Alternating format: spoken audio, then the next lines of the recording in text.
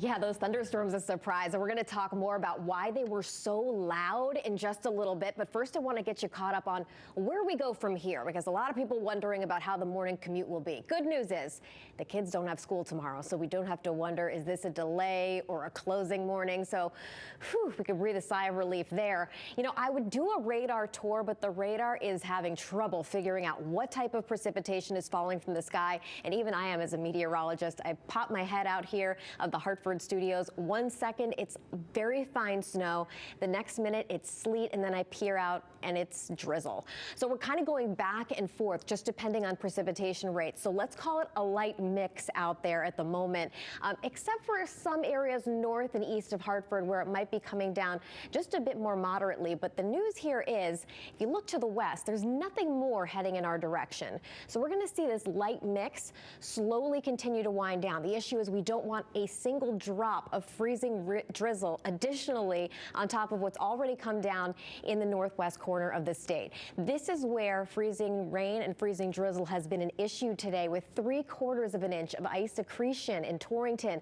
That's weighing down tree limbs and also power lines. There haven't been a lot of power outages so far today. They have been scattered across this region, but with everything getting weighed down tonight, if you are in the far northwest corner, especially in those higher elevations, just make sure that you've got that backup alarm clock set. For the rest of us, we're not expecting, big power outage issues as we head through the evening tonight.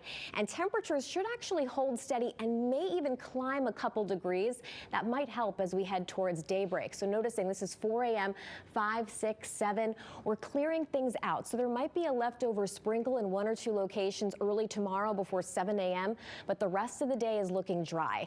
We're obviously looking at some rough road conditions out there where temperatures are near freezing. Stafford at 32 degrees, 33 in Monroe, 32 right now in Winstead. And again, these are areas that have spent almost all day below freezing. So roads will likely still be tough by tomorrow morning. But the good news, as I mentioned before, is in other locations, I'm not expecting the temperatures to plummet overnight. We're not expecting a big flash freeze situation. That being said, with accumulating hail that came down in some of those thunderstorms earlier today, we're still talking about slushy roads, and it just depends on how quickly the DOT crews can go ahead and clean everything up. So heading towards daybreak tomorrow, a lingering shower or sprinkle early in the day before 7 a.m. The rest of the day, we turn partly cloudy with temperatures climbing into the 40s, and there might even be a snow shower to close out 2019. We're going to talk more about that, and again, plus more on those thunderstorms that came through earlier, why they were so unique, so loud, coming up in just a bit. Probably that was better than it could have been, because that car looked like it had some, speed behind it. But it's really icy out there.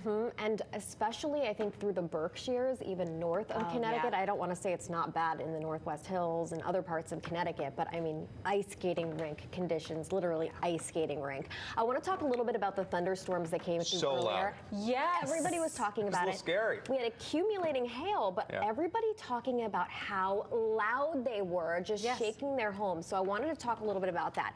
So in the summertime, basically, well, this happens anytime. When the air is warmer than the air surrounding it, it rises. That's how a hot air balloon works. So in the summertime, lightning hits and the air above us is cooler, so that lightning sound disperses. The thunder disperses. Okay, this is what happened today. That warm air stuck right above our heads. That's why we were able to get sleet instead of snow. That ended up trapping the sound, helping it to kind of bounce around between the lower layers of the atmosphere and the surface, and that made it sound even louder. So I think that's why it was just so loud, shaking the house, and really just, caused everybody to take notice. The other thing that caused it to take notice was it was accumulating, and even severe size hail, meaning 1 inch in diameter. The National Weather Service didn't actually go ahead and issue a severe thunderstorm warning. They missed the button there, but right through Heartland and also through Norfolk. There was 1-inch size hail. We had some big thunderstorms roll through Danbury, Southbury, Waterbury. Southbury, there were actually a few power outages temporarily as that came through. Hartford area, Glastonbury, we saw accumulating hail. It's not often you talk about that. Tolland and Windham counties saw it as well, but now no more thunderstorms in the forecast as we head through the rest of the evening. We're just going to continue to deal with this light mix out there. We showed you video of what it looked like after those storms came through. This is from Joey B. From thunderstorm hail in Waterbury. You could see the road a mess there. Luckily, the pictures that I've seen like this were very limited in nature, meaning really just for far northwestern Connecticut. This is from John Barbagallo in Norfolk, all the way up in the Northwest Hills where there were some down tree limbs and down power lines. And he said it was dangerous out there earlier today. And this is in Colebrook where there was a similar situation. But luckily, again, the freezing rain part of this storm was limited to northwest and northeast Connecticut, but most of the problems were in northwestern Connecticut. Moving forward here, we're going to continue to see mainly light rain and sleet as we head through the course of the next several hours or so. Although where temperatures are below freezing in northwest and northeast Connecticut, that will be freezing rain if it does come down in liquid form. Here we are at 3 o'clock in the morning. Eastern Connecticut still dealing with that light mix. After 6 a.m., we're dry. Clouds will break for some sunshine, turning partly cloudy. Low temperatures tonight in the lower to middle 30s. Temperatures should hold steady tonight. If the roads are slippery now, they may be slippery as we head towards daybreak. Turning partly cloudy with highs in the mid to upper 40s. It ends up turning into a pretty nice afternoon, but the clouds may struggle to break apart, at least initially. I do think we'll get there as we head through the middle of the day. One thing I do want to mention here is as we head into tomorrow night, there's a chance for a flurry or a snow shower in spots around the time you're heading off to your New Year's Eve destination or around the time the ball is dropping. It should not result in any issues out there. It's just, 2019's way of saying one more thing before I go.